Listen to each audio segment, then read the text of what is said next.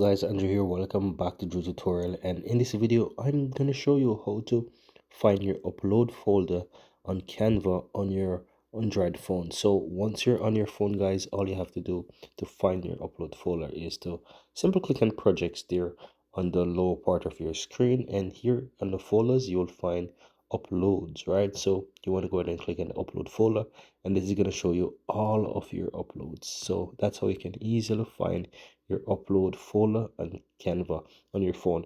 If at any point in time you want to actually upload files to this folder, it's also very easy. On the upper right hand side you can click three dots, then click on upload files, and from here it's going to quickly find what's on your phone. And if you want to upload to from Google Drive as well, you can actually go ahead and find your account that is connected to the Google Drive, and you can open it actually and basically upload files from your Google Drive. But this is going to basically show you all what is from your phone, and you can find something from your phone and you can quickly tap on that and actually upload it. And that's it. Very easy and very simple. That's how you find your upload folder, and that's how you'll upload. Once you're done, you can easily go back and it's going to take you right back into your upload folder. And that's it, guys.